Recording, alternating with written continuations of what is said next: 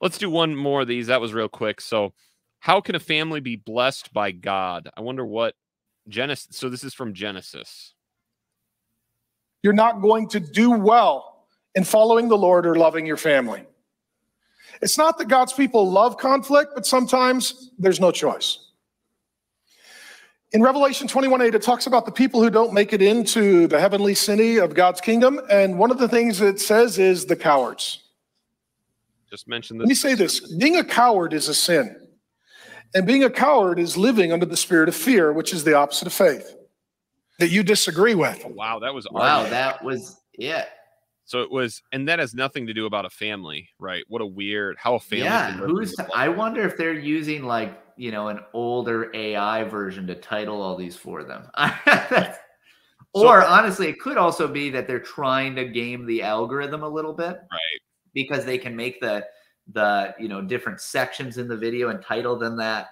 And so those different keywords, if you actually, I'm willing to bet if we start looking through these, you'll find pretty significant keywords in a lot of those titles that they're giving them. Right. I could be wrong, but I mean, that I bet that's what they're doing. Well, let's go.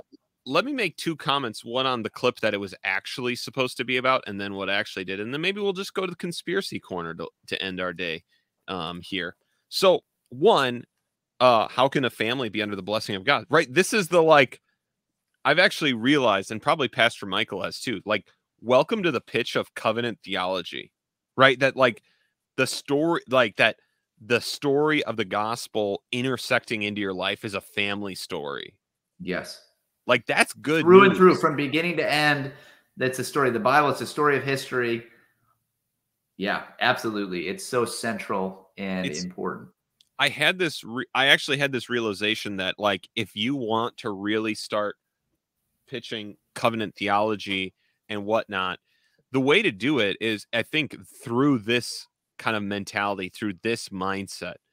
And what we're going to do is, I was reading this book. I think it's by the Property Brothers, the like Benham brothers or whoever they, I don't know who they are, right? These Christian guys, they have a book on being a Christian business owner. And I was reading it, whatever. It has some interesting stuff. Obviously gets pretty self-helpy and, you know, like you got to believe in your wins or, you know, that kind of junk that you're going to get in this stuff. But the thing that fascinated me is, right, they're Baptists through and through.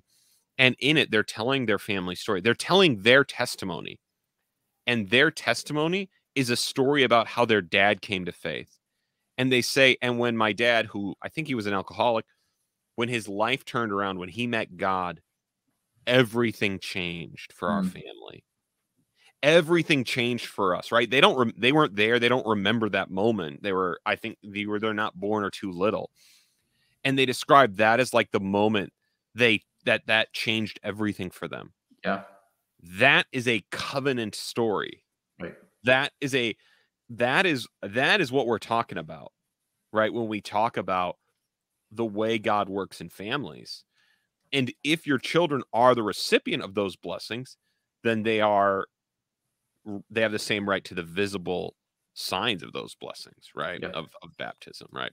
That's I think it's really attractive to people. Yeah, absolutely. I think that's beautiful.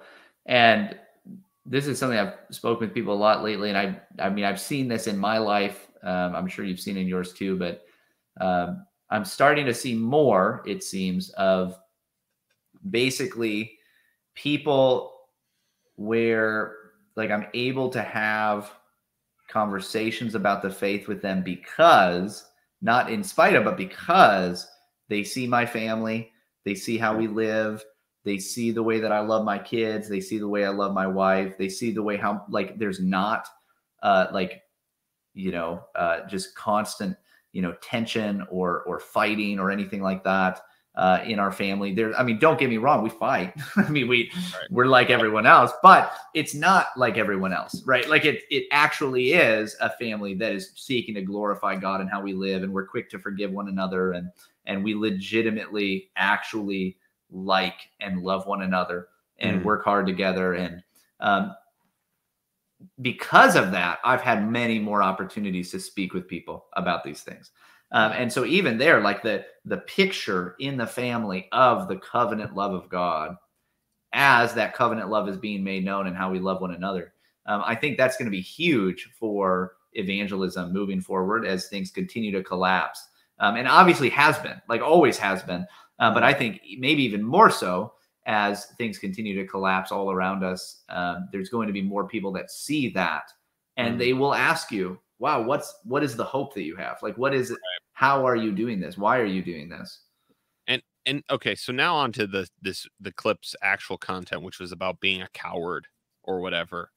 So it's interesting. Just actually preached a sermon at 2 weeks ago now at Michael's church, where my text included this verse where it talks about who has a share in the lake of fire and cowards.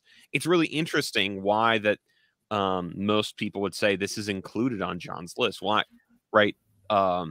It's not because John is Mark Driscoll and telling men, put your boots on and die with your boots on, unlike Driscoll, who literally snuck out of town, right? Once again, like, because why would John... With a large severance package. Exactly. Yeah. The most self-protective thing possible. Get all the money, get all the NDAs, and get out of town. Yep. Yeah, and don't talk to the media, start a new thing, never talk about it again. Right. Cowardly. Yep. And this is actually, this ironically is sort of why John brings up the cowardly in his list, because he's saying, Christians, you guys are the ones suffering all this persecution. And so those who fold, right? We cannot think that people who fold, who give in, who give up, who deny the Lord, right? When the Romans are bringing these threats, like, that is a sin that is condemned as well, right? John, in the end, his encouragement of heaven and warning of hell is directed, again, not at a fire and brimstone of just people out in the world, these bad people. It's at Christians, right? The precise sins you are going to be tempted to commit are the precise kinds of sins that are damning people and are separating them from the new heavens and the new earth,